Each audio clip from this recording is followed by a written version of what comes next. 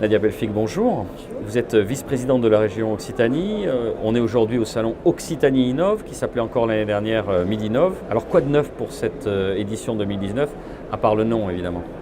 Alors au-delà du nom, qui est fait marquant parce que maintenant on fait région et vous avez parmi les 230 exposants de la journée des personnes qui viennent de l'ensemble des 13 départements de notre belle région Occitanie-Pyrénées-Méditerranée. Toujours la même formule, une seule journée, un seul lieu pour trouver tous les partenaires de l'innovation, qu'on aille des laboratoires de recherche jusqu'aux entreprises en passant par les investisseurs et potentiels financeurs ou clients des projets innovants. Cette année, on a voulu mettre une thématique à l'honneur qui est extrêmement importante pour le territoire, mais au-delà, je crois, pour la planète, ce sont les énergies nouvelles. Et vous avez différents espaces qui sont consacrés aux différentes thématiques avec un focus sur celle-ci, sans oublier ce qui fait aussi une marque de notre territoire, la convivialité et sa gastronomie. Et donc vous avez pu assister il y a quelques minutes à un show Gourminov qui met en avant les produits en Occitanie dans leur dimension innovante et gourmande.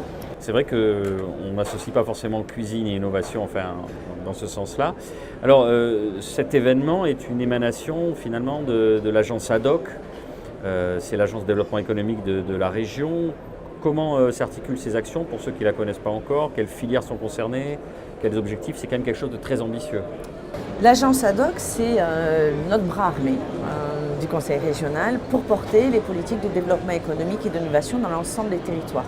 Aujourd'hui, ADOC réunit un peu plus de 180 collaborateurs, a des implantations dans au moins chacun des départements de la région Occitanie, parce que nous pensons que l'innovation doit se faire sur tous les territoires et en proximité avec les acteurs des territoires, mais également avec des implantations dans le monde entier, notamment à New York, à Londres, à Casablanca ou à Shanghai, puisque nous sommes une région ouverte sur le monde avec des marchés qui vont vers l'international aujourd'hui, y compris dans les secteurs les plus innovants.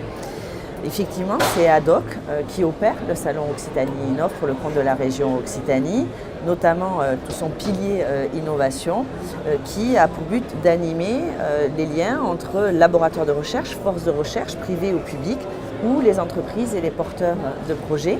Et animer, c'est pas simplement faire un événement qui est plaisant, certes dans ses allées, qui est démonstrateur, c'est surtout transformer toutes ces rencontres en valeur. Et pour les transformer en valeur, c'est un travail en amont qui est extrêmement rigoureux avec ce qu'on appelle les prédiags, c'est-à-dire des rendez-vous qui, en fonction du profil et des besoins de la personne qui souhaite innover dans le territoire, répondent à l'ensemble de ses besoins sur une journée pour qu'il voit des partenaires, des financeurs, des chercheurs, des scientifiques, toute la palette d'accompagnement qui lui est nécessaire en sus des aides prescrites par ADOC et financées par la région Occitanie.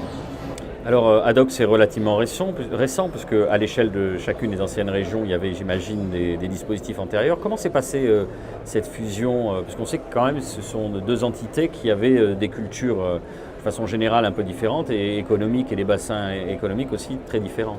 On est effectivement ADOC déjà procède de la fusion de 6 anciennes agences. Donc les mécanismes de fusion, ça nous connaît maintenant, depuis la nouvelle région Occitanie. Vous parlez de cultures différentes, finalement, oui, mais elles ne procèdent pas de 2 entités.